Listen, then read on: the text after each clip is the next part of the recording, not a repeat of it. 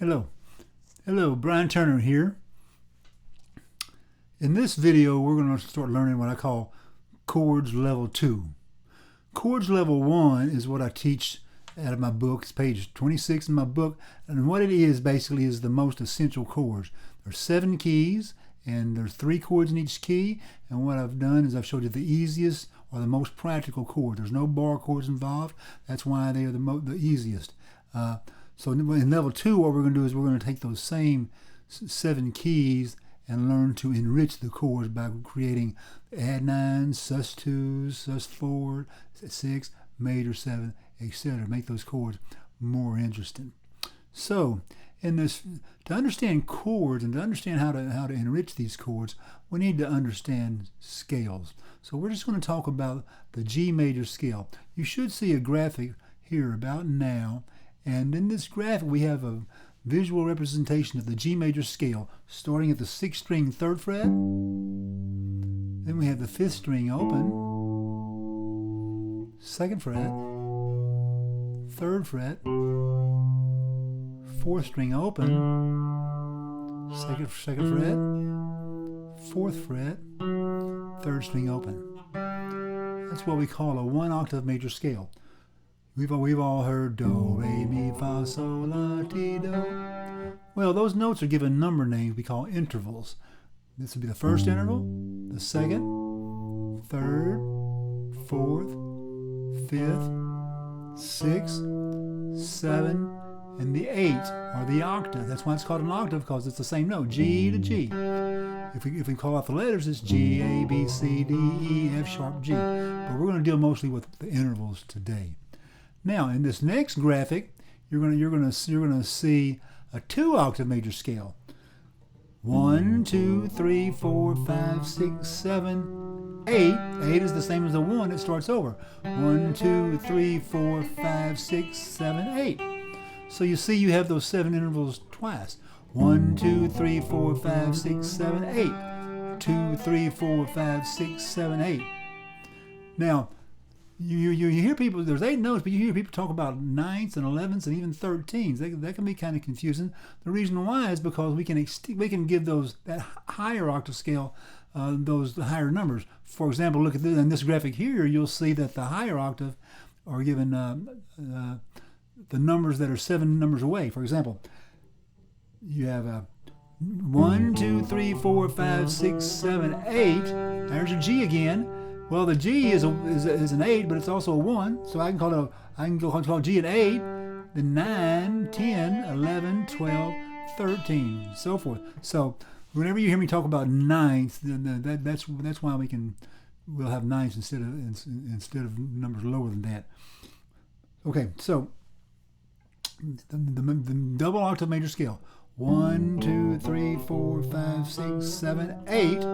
9, 10, 11, 12, 13, and so forth. Now you're going to see a picture of a major chord, the G major chord. We all know like that. Notice the intervals. You have notes of that scale. You have the 1st, 3rd, 5th. You have the 1st again, the 3rd again, and the 1st again. See, so really you only have 3 notes there. The 1, 3, 5, the 1st, 3rd, and 5th note of the scale creates a major chord. And whenever you play a G major chord, you're playing the 1st, 3rd, and 5th. So what I like to do is say, okay, so the 1, 3, 5 makes a major. What happens if I add the other note, a 2, or a 4, or a 6, or a 7? And that's what we're going to do. Well, on a G, I can go root and a 2. That doesn't sound very good, does it? The root and the 2 doesn't sound very good. So what we're going to do instead of having the 2 is we're going to add the 9th, which is the same note an octave higher. So I'm going to go G, A, B, C, D, E, F sharp, G, A. There's that 9th. 1, 2, 3, 4, 5, 6, 7, 8, and 9. So I want you to make a G like you always do, but put your first finger on the 3rd string. That's a G with an add 9. Okay? So it's got a 1, 3, 5, and a 9. Now you'll see those called add 2. You'll see them called suspended 9s and suspended 2. But really the suspended 2 or the suspended 9, it implies that the 3rd interval of the scale is gone. We can talk more about that later, but just suffice to say this is a G add 9. Okay. Now, what happens if I add the 4? So what's the 4th in the key of G? G, A, B, C is the 4th. So here's a C note right here, the 2nd string, 1st fret. Now, when I get that C note, I have to do away with the 3rd to get that C. So since I'm doing away with the 3rd to get that 4th, we're going to call that a suspended 4th. See? Now, you might have to contort your fingers to do that. A lot of times I tell students to use their 3rd and 4th finger like this and just mute the 5th string and catch that C like that. It's called suspended because it wants to go back to that 3rd, doesn't it? See? We call that the church cadence. Amen. If you've been to church at all, you've heard that. Okay?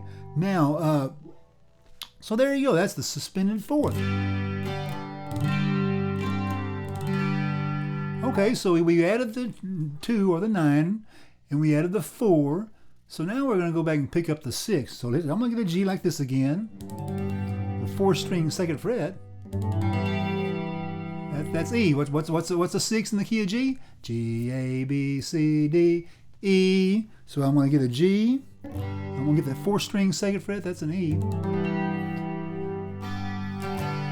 Sounds like the Eagles.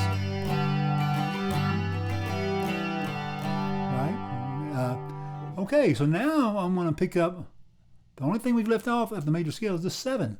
What was the 7? Remember, it was F sharp. So here's a G, and then there's an F major 7 right here. 1st string, 2nd fret.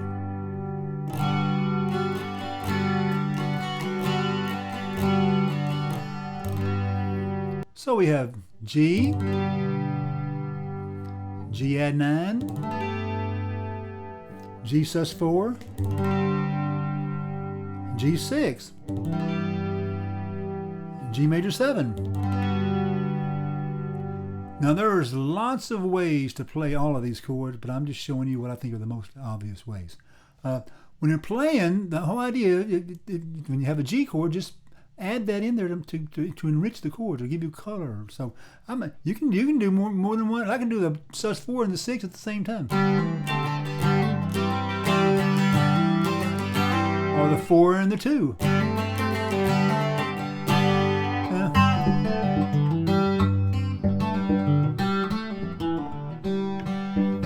Now, I want to point out that, look, there's a 4, there's a 2, and there's a 6. That ought to look familiar to most of it. It looks like an A minor chord. So just think of the notes that are in an A minor chord, add the notes of an A minor chord to enrich them, the G.